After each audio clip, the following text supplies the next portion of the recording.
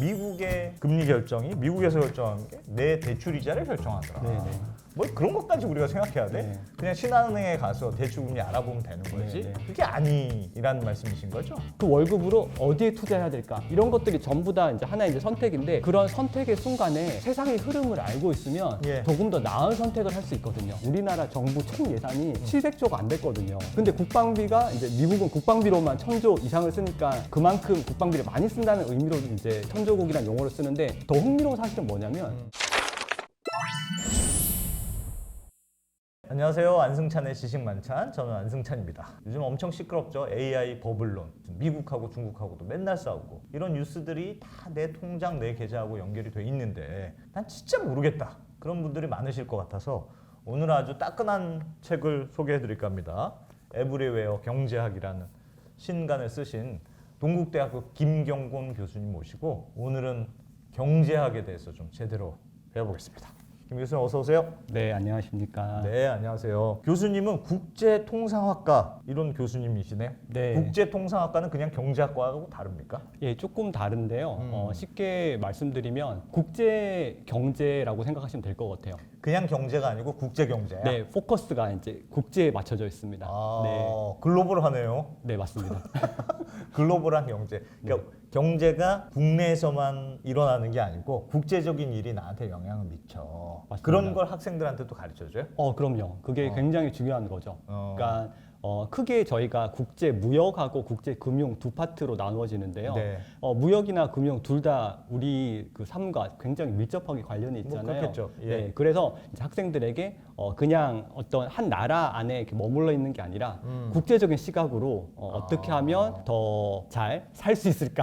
네, 더 이제 효율적으로 경제 활동을 할 수 있을까? 이런 것들을 다룬다고 생각하시면 됩니다. 에필로그에 교수님 쓰신 걸 보니까 제가 미리 읽어봤더니 네. 학생들한테 국내 경제 원리에 대해서는 설명해주면 잘 이해하는데 국제로 넘어가니까 애들이 눈빛이 흔들리더라. 이게 애들이 잘 모른다. 이거 큰일 났다 이거. 뭐 그런 얘기가 있더군요. 실제로 그래요?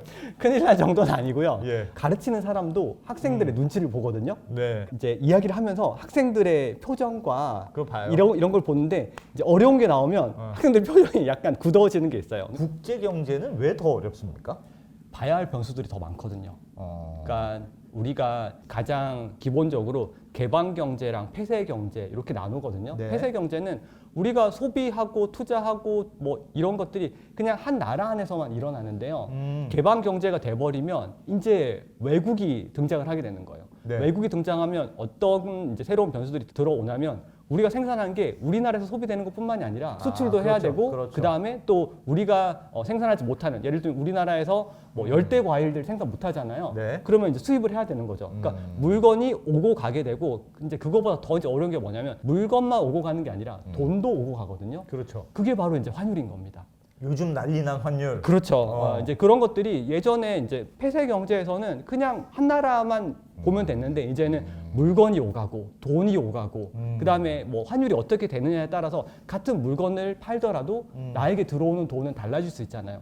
그렇기 때문에 우리가 파생 상품이라는 것도 그래서 등장하는 거고 이제 그렇게 우리가 봐야 할 변수들이 많아지기 때문에 훨씬 더 복잡해지고 이제 생각도 깊게 해야 되는 거예요. 그래서 이제 학생들의 표정들이 조금씩 굳어질 수 있죠. 근데 걱정할 필요가 없으신 게 제가 또 재밌게 가르쳐 주기 때문에 또 이제 학생들이 학기가 끝날 때쯤 되면 네. 다들 웃는 얼굴로 아, 정말요? 종강을 합니다. 그럼 궁금한 건 예를 들면 요즘 트럼프 대통령이 무슨 말을 했느냐가 엄청 중요하잖아요. 네. 거기에 막 우리나라 뭐 증시도 휘청되고 그러지 않습니까? 네, 네. 이게 뭔가 예측이 잘 안 되고 너무 그런 거 아닌가 경제라는 게 네. 그런 생각은 들더군요. 그냥 우리는 그냥 닥쳐서야 그냥 이게 무슨 일이야 하고 네, 하는 네. 마치 그런 네. 느낌이에요.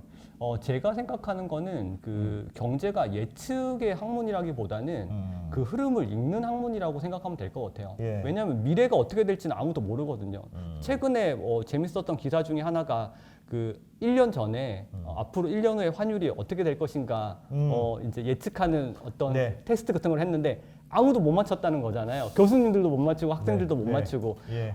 정말 그 환율이나 주가 이런 것들은 예측하기 굉장히 힘들거든요. 그러면 경제가 예측도 못하는데 무슨 소용이 있냐라고 말씀하실 수 있는데 경제라는 거는 사실은 우리 삶이라는 게 사실 굉장히 길잖아요. 예. 그리고 그 긴 삶에서 선택을 해야 돼요. 그러니까 예를 들면 우리가 어떤 전공을 택해야 될까, 어떤 직업을 선택해야 될까, 또 월급을 받으면 그 월급으로 어디에 투자해야 될까, 이런 것들이 전부 다 이제 하나의 이제 선택인데, 그런 선택의 순간에 세상의 흐름을 알고 있으면 예. 조금 더 나은 선택을 할 수 있거든요. 그러니까 경제학이란 건 사실은 어떤 제약 조건 하에서 우리가 더 나은 선택을 할 수 있게 도와주는 도구라고 생각을 하시면 될 것 같아요. 그러니까 우리가 마치 신이 되어서 앞으로 뭐가 어떤 게 벌어질지 미리 이제 예측하고 미리 미래에 가서 기다리는 그런 게 아니라 아니고, 어떤 우리가 주어진 제약 조건 하에서, 왜냐하면 우리가 정확히 세상이 어떻게 돌아가는지 모르잖아요. 그러면 그걸 일단 인정은 하고, 그러면 우리가 지금 가용한 범위 하에서 어떻게 선택을 해야 될까? 어떻게 하면 최선의 선택을 할까? 이게 어떻게 보면 제가 이제 생각하는 경제학의 핵심이라고 이제 생각할 수 있거든요. 그래서 저는 이게 지도하고 비슷한 것 같아요. 우리가 어떤 목적지가 있어가지고 이제 목적지에 가야 되는데, 사실 뭐 자기의 감을 믿고 가도 되죠. 아니면 예. 주변에 뭐 모르면 사람들한테 물어서 가도 되는데, 그러다 보면 자칫 엉뚱한 길로 갈 수도 있고 반대 방향으로 갈 수 있잖아요. 근데 우리가 지도가 있으면 훨씬 효율적으로 목적지가 잘 수 있고, 근데 그게 종이 지도가 아니라 예를 들면 GPS가 달린 내비게이션이다. 그러면 최단 경로로 그냥 쫙 이렇게 네, 나오잖아요. 네, 네. 그러니까 완전 이제 시행착오가 이제 줄어드는데, 저는 경제학이 이런 내비게이션이랑 비슷하다고 생각을 하거든요. 우리가 가고 싶은 목적지가 있는데 훨씬 효율적으로 갈 수 있게 도와주는. 없다고 해서 뭐 큰 불편함을 못 느낄 수 있지만, 일단 한번 내비게이션 달게 되면 계속 써야 네, 되잖아요. 네. 비슷하다고 저는 생각을 합니다.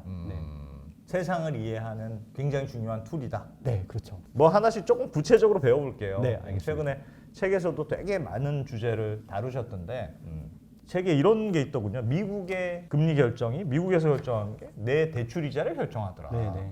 뭘 그런 것까지 우리가 생각해야 돼? 네. 그냥 신한은행에 가서 대출 금리 알아보면 되는 거지. 네, 네.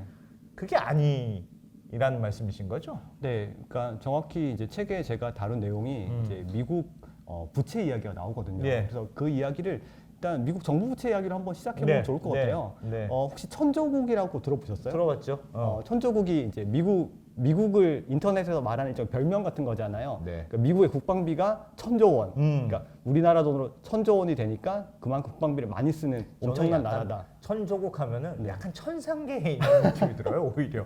그래서 야, 미국 하면 역시 천상계에 있지. 네, 약간 비슷한 맥락인 예, 것 같아요. 그러니까 예. 되게 대단하다 뭐 이런 그렇습니다. 이제 의미로 쓰는데, 그 참고로 2025년도에 예. 우리나라 정부 총 예산이 700조가 안 됐거든요. 그랬죠. 예, 근데 국방비가 이제 미국은 국방비로만 1,000조 이상을 쓰니까 그만큼 국방비를 많이 쓴다는 의미로 이제 그런 네. 천조국이라는 용어를 쓰는데, 더 흥미로운 사실은 뭐냐면 미국이 부채에 대한 이자로 쓰는 비용이 국방비보다 많다는 겁니다. 그러니까 그게 1,300조 원 정도 되거든요. 부채를 너무 많이 써서. 네, 그러니까 이게 원금 빼고 이자로 나가는 비용만. 비용만. 그러니까 예, 부채는 훨씬 더 크고요. 근데 진짜 순수하게 이자 지출로만 나가는 비용이 국방비보다도 많다. 이게 어떻게 보면 이 이야기를 들으시면, 그럼 도대체 왜 미국은 그렇게 정부 부채가 많은가 이렇게 궁금해 하시거든요. 미국은 달러 그냥 찍으면 되잖아요. 야, 너 빚졌어? 달러 찍어서 네. 착 내면 된다. 그렇죠. 그게 정확한 포인트신데, 네. 그러니까 우리가 개인도 그렇잖아요. 그러니까 개인이 버는 돈보다 쓰는 돈이 많으면 빚을 져야 되는데, 네. 미국도 사실 그 조세 수입으로 벌어들이는 돈보다 나가야 되는 돈이 많기 많다. 때문에 이제 부채가 이제 네. 생기는 거고, 예. 그런 이제 부채를 충당하기 위해서 국채를 찍어내거든요. 네. 돈을 빌리는 거죠. 이제 채권을 찍어내서. 근데 이 국채를 찍어내면 이게 금리에 영향을 미칩니다. 국채 금리에 영향을 미치거든요. 아, 그렇죠. 네. 채권을 빌려달라는 사람이 자꾸 많으니까 그렇죠. 이자를 자꾸 조금이라도 더 줘야 사간다. 맞습니다. 아. 그래서 혹시 지금 이 영상 보시는 분들 중에 채권 금리에 대해서 좀 생소하게 네. 느끼시는 분들도 계실 것 같아서 제가 그냥 핵심만 간단하게 네. 정리해드려도 네. 괜찮을까요? 네, 그럼요. 네, 일단 제일 먼저 기억하셔야 될 게, 우리가 이제 경제 뉴스를 보면 채권 금리라는 말이 이제 자주 나오는데, 거기서 말하는 채권 금리가 채권 수익률입니다. 채권 수익률인데, 그러면 언제 채권 수익률이 높아지느냐? 근데 이게 사실 어떤 물건이든지 우리가 처음에 살 때 싸게 사면 나중에 되팔아야 할 때 유리하잖아요. 그렇죠. 채권도 이제 비슷하거든요. 이제 채권은 기본적으로 만기 때 받는 금액이 정해져 있어요.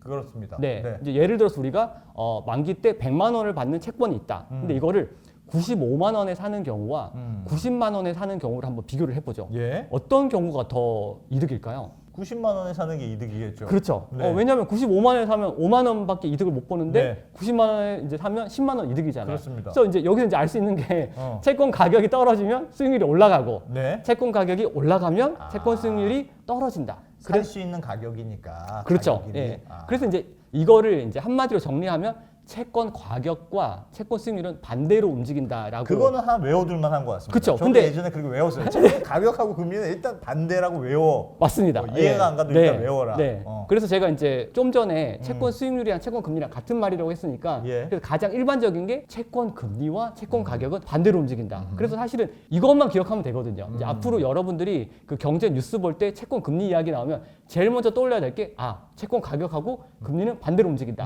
그럼 이제 다시 미국 국채 이야기로 한번 넘어가 보겠습니다. 예. 이제 미국이 이제 국채를 막 발행을 해요.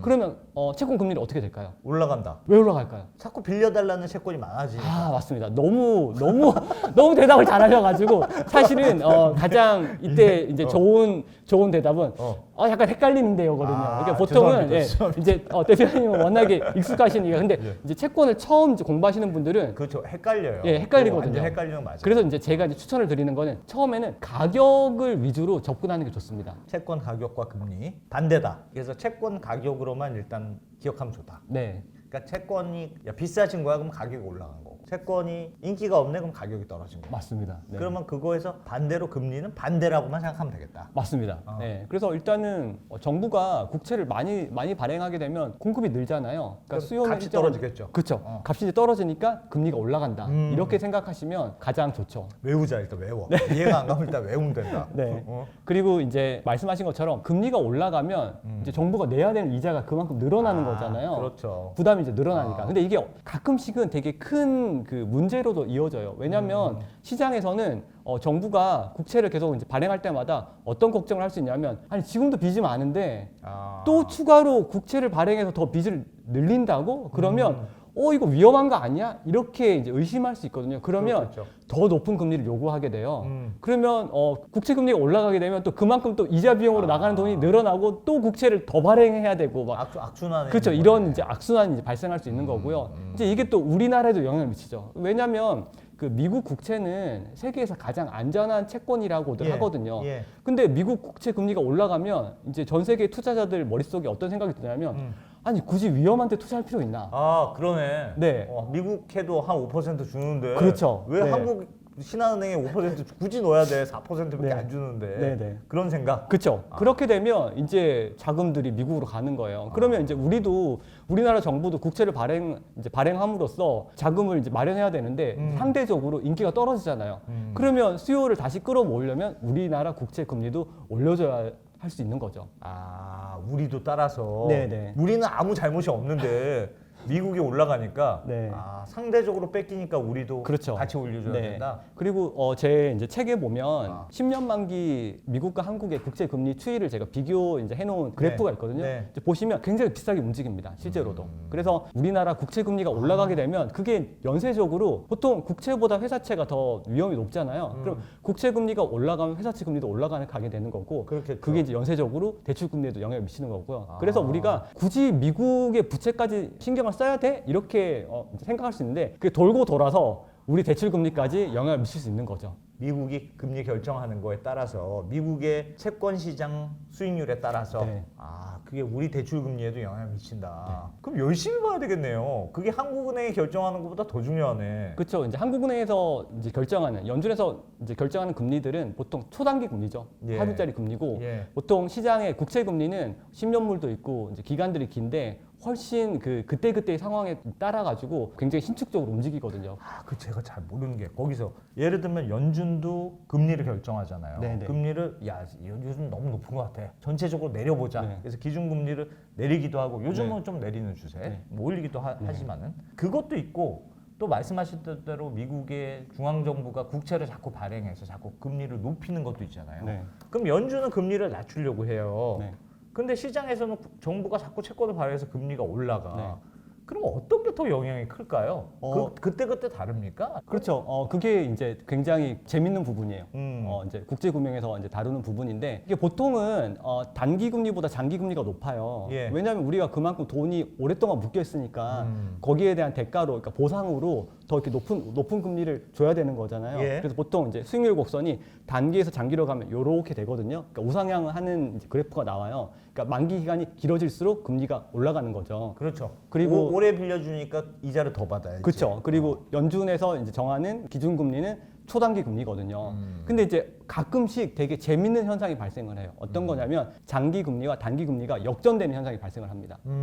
왜 그러냐면 그게 이제 보통 경기 침체를 읽는 신호 중에 하나라고들 하거든요. 예. 그러니까 사람들이 이제 불안하니까 뭔가 리스크가 커진다 그러면 이 장기 국채에 대한 수요가 올라가게 돼요. 그러니까 아까 제가 이제 말씀드린 것처럼 국채 가격과 금리는 반대 방향으로 움직인다고 했잖아요. 예. 안전한 미국의 장기물에 대한 국채에 대한 수요가 올라가게 되면 국채 가격이 올라가겠죠. 불안하니까 네. 그런 채권을 좀 사두자. 네. 장기 채권을 그렇죠. 사두자라고 네. 하니까. 네. 그렇게 되면 장기 금리가 떨어지는데 그게 떨어져서 단기 금리보다 낮아지는 경우가 발생을 하거든요. 그럴 수 보통 그렇게 장단기 금리 차가 역전이 되면 시장에서는 이거 좀 침체가 오는 거 아니야? 이런 신호로 받아들이기도 합니다. 원래는 곡선이 이렇게 돼 있어야 되는데 맞습니다. 낮은 건 금리가 낮고 네. 긴 건 금리가 높고 예. 10년 빌려줄 거면 당연히 이자를 많이 내야지. 맞습니다. 너는 맞습니다. 내일 갚을게 할 때는 그쵸. 그냥 공짜로 줄 수 있지만 그쵸. 근데 반대로 되면 네. 10년 빌려줄래 무조건 그런 사람이 더 많다. 지금 내 돈이 어떻게 될지 모르겠으니까 그런 경우도 있을 수가 있어요. 근데 그럼요. 상식적으로는 잘 좀 이해는 안 가요. 그래서 이제 책을 보시면 그 실제로 미국에는 그 경기 침체만 판단하는 위원회가 따로 있거든요. 굉장히 유명한 경제학자들이 이제 위원회에 들어가서 지금 경기 침체다 이렇게 결정을 해줘요. 네. 근데 이제 역사적으로 보면 굉장히 많은 경우에 그 경기 침체 기간과 장단기 금리가 이제 역전된 기간이 겹치는 거를 확인하실 수 있습니다. 그러면 미국 정부가 자꾸 채권을 발행, 빚이 자꾸 늘어난다는 거잖아요. 말씀하셨듯이 이자가 자꾸 늘어나요. 그러니까. 그런데 미국은 괜찮습니까? 우리는 다 미국에 투자하잖아요. 네. 여전히 서학개미들, 네. 널린 게 서학개미들 아닙니까? 네. 그렇게 불안한 미국에 계속 투자해도 괜찮을까요? 제가 투자를 추천할 입장은 아닌데 네. 그거는 맞는 것 같아요. 적어도 현 시점 기준으로 여전히 미국이 세계 경제의 중심인 거는 맞는 것 같아요. 그러니까 그 이유가 일단 세계에서 가장 큰 경제 규모를 가지고 있잖아요.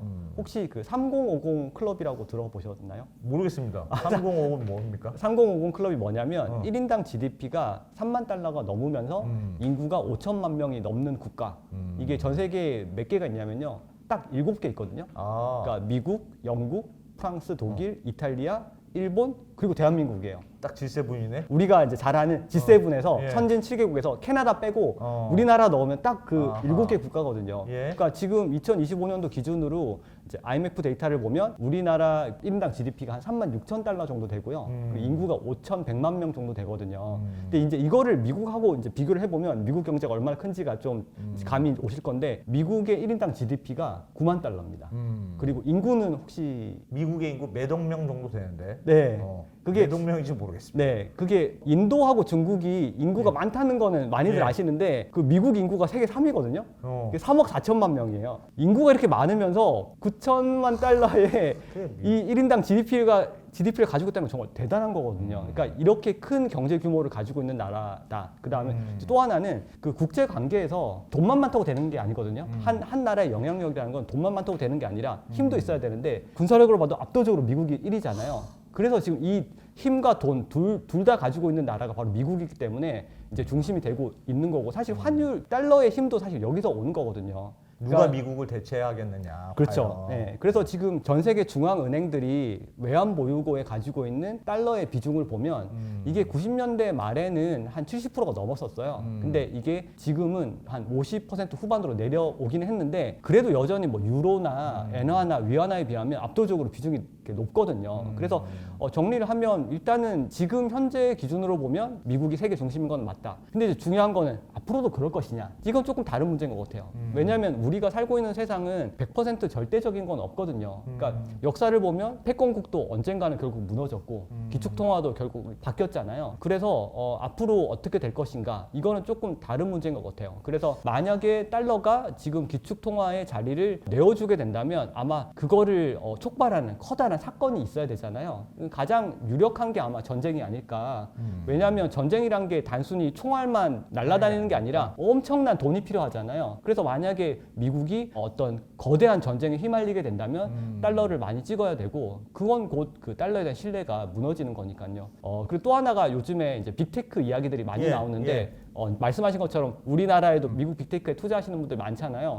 그리고 한창 뜨거운 게 AI가 지금 거품인가 아닌가 이런 이야기들이 뜨거운데 사실 그건 좀 시간이 지나봐야지 알 수 있는 거긴 한데 미국 빅테크가 AI에 2030년까지 투자할 그 자본 규모가 한 5조 달러 정도 된다고 하거든요. 근데 이런 그 거대한 자본 그 규모를 정당화하기 위해서는 매년 6천억 달러 정도의 추가 매출이 필요하다고 해요. 근데 이게 사실 만만치 않은 금액이거든요. 이런 숫자들이 실제로 찍히게 되면 매출이 실제로 찍히게 되면 그건 거품이 아닌 거죠. 근데 만약에 AI를 이제 써보니까 별거 없네 이런 말이 나오게 되면 이거는 예전에 닷컴 버블 때처럼 시장에 엄청난 충격을 줄 수 있죠. 그래서 우리가 사실 미래가 어떻게 될지는 아무도 모르거든요. 근데 이런 어떤 불확실성은 좀 미리 염두에 두시는 게 좋을 것 같습니다. 중국의 경제는 우리한테 영향을 많이 미치겠죠. 중국의 여행객들이 어떠느냐, 뭐 중국 수출, 우리나라도 중국에 수출 많이 하니까 중국도 우리한테 영향 많이 미치겠네요. 그죠? 그렇죠. 네. 그러니까 지금 요즘에 중국 소비가 많이 위축이 됐는데요. 이게 중국 그 소비 위축된 이유 가운데 하나가 부동산이거든요. 예전에 그 중국 경제 성장에서 부동산은 이 성장 엔진하고 비슷했어요. 그러니까 한때는 중국 GDP의 30%가 부동산에서 나왔거든요.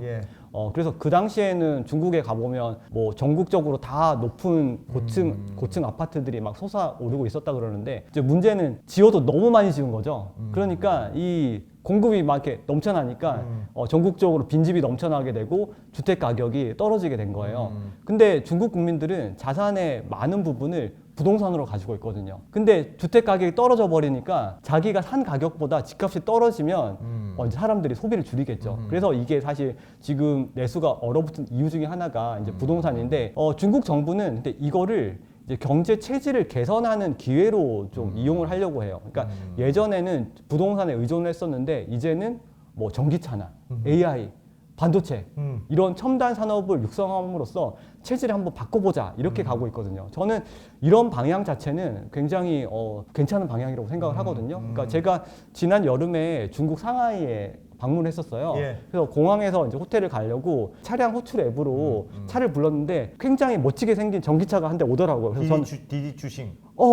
네네. 디디추싱으로 이제 불렀죠. 그래서 저는 전기차가 오길래 테슬라인가 했는데 처음 보는 중국 브랜드였어요. 그래서 탔는데 너무 좋은 거예요. 너무 좋고 뭐 승차감도 좋고 내부도 되게 이렇게 멋지고 그래서 제가 그 상하이에 있는 동안 디디로 이제 차량을 부를 때마다 매번 다른 중국 그 전기차들이 오는 거예요. 그래서 이제 상하이를 떠나면서 이제 느낀 게 내가 알던 중국이 아니구나. 그 예전에는 사실 중국산이라고 하면 값은 싸고 좀 조악한 이미지가 있었잖아요. 근데 지금은 품질도 좋은데 가격까지 싼 이런 이제 이미지가 굉장히 강한 것 같아요. 근데 이제 이게 전기차뿐만이 아니라 배터리, 드론, 태양광 이런 거는 지금 거의 중국이 가장 이제 세계적으로 잘 나가고 있고 휴머노이드 로봇 분야에서도 지금 특허 출원은 미국보다 훨씬 앞서가고 있잖아요. AI도 그 딥시크라고 중국 인력만으로 적은 비용으로 그 미국에서 만든 AI만큼 이제 성능을 내는 그런 AI 모델도 만들고 또 얘가 전기를 굉장히 많이 먹는데 또 중국이 에너지 분야도 굉장히 차곡차곡 투자를 하고 있거든요. 그래서 저는 이제 앞으로 좀 관전 포인트가 있는 것 같아요. 뭐냐면 그 지금 기술 패권을 놓고 경쟁하는 나라가 미국하고 중국이잖아요. 근데 이 두 나라가 시스템이 완전 다르다는 거예요. 그러니까 미국 같은 경우는 너무 잘 아시는 것처럼 기업가의 나라죠. 자유로운 기업가의 나라라서 누가 시키지 않아도 그냥 일종의 프론티어 정신으로 지금 이 순간에도 기술 혁신을 위해서 수많은 기업가들이 지금 노력을 하고 있잖아요. 왜냐하면 성공하면 지구 최고의 슈퍼스타가 되니까. 그렇죠. 명예와 부 모든 것을 가질 수 있으니까. 근데 반면에 중국은 이 정부가 산업 정책으로 밀어붙이고 있어요. 막대한 자본을 정부가 투입을 하면서 연구소에도 지원을 해주고 수많은 인재들이 국가 프로젝트에 뛰어들고 네, 네. 그래서 앞으로 이 기술 패권의 결과가 어떻게 나올지 전혀 다른 시스템으로 가고 있는 두 나라가 시간이 흘렀을 때 어느 나라가 더 나은 아웃풋을 만들어낼 수 있을지 이걸 한번 지켜볼 필요가 있을 것 같습니다. 누가 그런 말씀하시더라고요. 그러니까 중국이 진짜 IT 요즘 너무 잘해. 그리고 막 로봇도 만들고 뭐 말씀하셨던 자율주행도 막 하고 전기차 끝내주고 뭐 그런데 중국에서 소비할 사람이 없다. 그래서 중국이 열심히 밖에다 파는 거잖아요. 그렇죠. 전기차도 열심히 팔고 배터리도 싸게 팔고 그래서 국내 배터리 업체도 힘들다는 건데 요즘 그 중국 경제를 보는 저의 약간 의구심은 그런 중국이 계속 싸게 파는 게 계속 유지될까? 예를 들면 외신의 일을 보면 유럽도 야 이제 중국 전기차 때문에 우리도 힘들어. 들어오지 마 제발. 우리나라도 잘 안 받으려고 그러잖아요. 각 나라들이 예전처럼 자유로운 무역이 아니고 그냥 자꾸 이렇게 막으려고 하는 그런 분위기가 있던데 그러면 미국, 중국이 IT를 열심히 개발해봤자 그런 정치적인 변수들 때문에 문제가 되는 건 아닐까? 경제학적인 분석이라는 게 뭐 의미가 있을까? 정치면을 더 열심히 봐야 되는 거 아니야? 네. 그런 생각도 들더라고요. 맞는 말씀이시죠. 우리가 돌이켜보면 그 2000년대와 2010년대가 자유무역의 황금기였던 것 같아요. 네. 그 중국이 WTO에 가입했던 게 2001년이거든요. 이제 그때 이후 중국이 일종의 세계의 공장이라고 불리면서 그렇습니다. 전 세계에 그 싼 중국산 제품들을 공급을 했고 그러면서 글로벌 공급망도 확대가 되고 또 국가들 간의 교역도 폭발적으로 증가를 했거든요. 예. 근데 그 이면에는 냉혹한 사실이 하나 있어요. 뭐냐면 무역에는 항상 승자와 패자가 있거든요. 그러니까 국가 전체적으로 보면 경제가 성장을 하고 물자가 풍부해지고 또 이제 선택지도 다양해지는데 이면을 들여다보면 누군가는 일자리를 잃고 또 어떤 도시는 경제가 쪼그라들거든요. 예를 들면 미국 같은 경우는 이제 중서부 지역이 예. 전통적인 제조업 지역이었잖아요. 근데 값싼 그 수입품들이 들어오면서 이제 사람들이 일자리를 잃고 경제가 쇠퇴하게 됐거든요. 도시도 이제 쇠퇴를 하게 되고. 네. 그러니까 사람들이 정치적으로 불만을 가지게 된 거예요. 2016년에 트럼프가 사실 대통령에 당선될 수 있었던 이유 중에 하나가 이 정치적 불만을 포착한 거거든요. 제가 당시에 그 미국에서 박사과정 중이었는데 네. 그 TV를 켜면 트럼프가 나와가지고 자유무역이 미국을 망쳤고 그다음에 중국과의 무역은 불공정하기 때문에 관세 장벽을 세울 것이다 라고 말을 했는데 그게 정확하게 유권자들한테 먹혀 들어갔죠. 그래서 자유무역이 그때부터 브레이크가 걸렸다라고 생각을 하고요. 근데 사실 이런 불만을 가지고 있는 게 미국뿐만이 아니거든요. 지금 말씀하신 것처럼 중국이 엄청나게 많은 것들을 이제 생산을 했는데 중국 내수 소비가 이제 죽으면서 그거를 이제 수출로 다 밀어내게 하고 있잖아요. 예. 그러니까 많은 국가들에서 한 이렇게 값싼 물건들이 들어오면 예를 들면 철강, 석유화학, 뭐 유통까지 이제 이런 값싼 중국산 제품들이 들어오니까 이러다가 우리나라 산업 기반 무너지는 거 아니야? 이런 이제 우려가 이제 나오고 있거든요. 근데 이게 계속 반복되면 이제 보호무역주의가 강화될 수밖에 없다고 생각이 들고 또 하나가 지금 그 미국이 전 세계에 부과한 관세 있잖아요. 관세도 어쩌면 그 트럼프 임기에만 국한된 일이 아닐 수도 있어요. 왜냐하면 우리가 앞에서 미국 정부 부채가 되게 많다라고 이야기를 했는데 예. 관세가 사실 절대적인 액수는 크지 않은데 이게 상대적으로 좀 걷기 쉬운 거거든요. 그러니까 좀 조세 저항이 조금 이렇게 낮아요. 그러다 보니까 가뭄의 단비처럼 지금 부채가 많은데 이 관세를 통해서 조세 수입이 들어오면 그래도 좀 숨통이 조금 이제 트이거든요. 그러니까 후임자가 누가 될지 모르겠지만 이게 달콤한 유혹을 벗어나기가 좀 힘들 수 있다. 이렇게 생각을 할 수 있죠.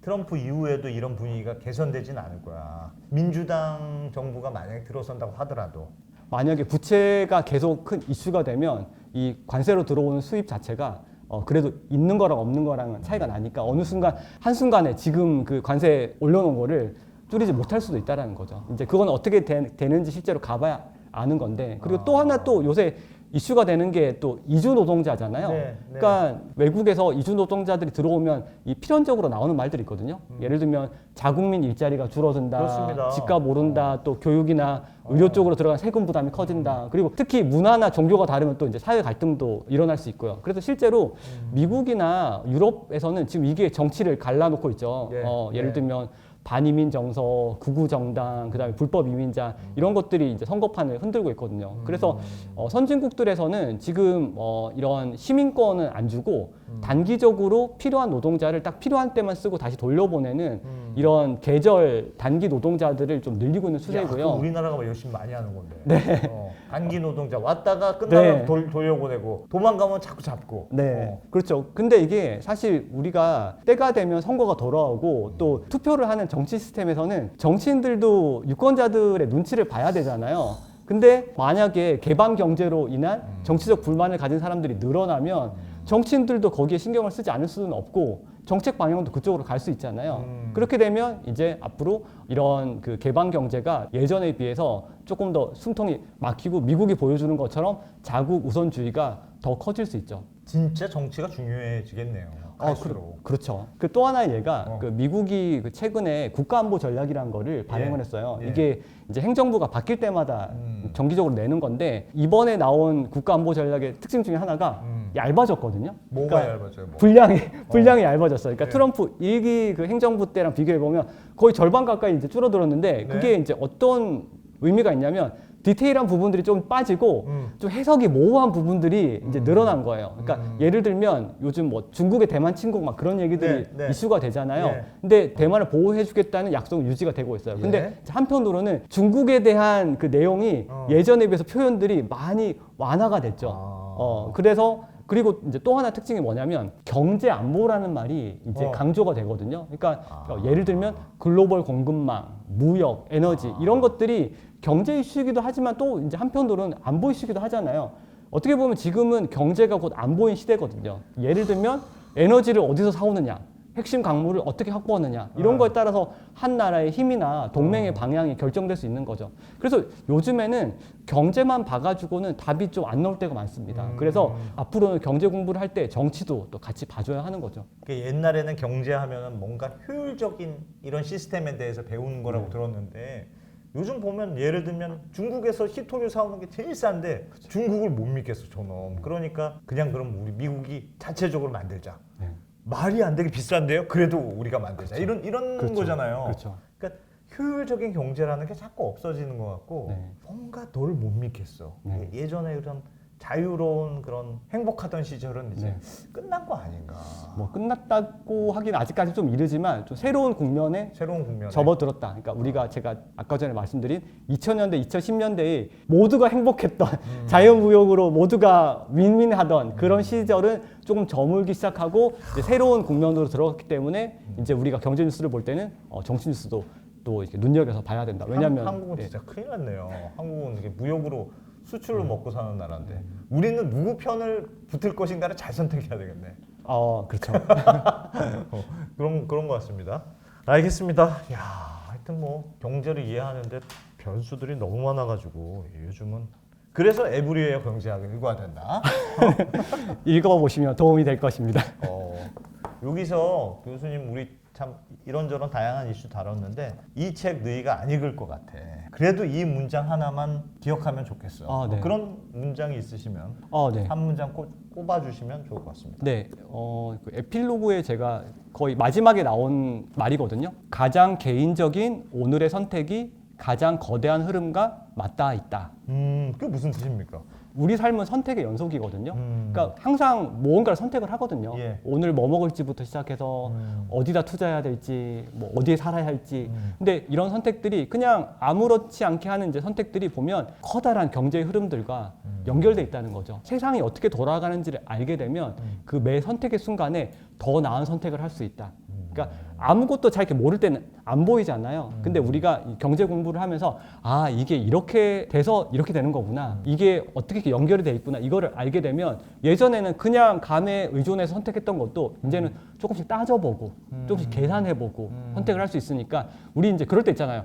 예전에 그거 알았으면 좋았을 텐데.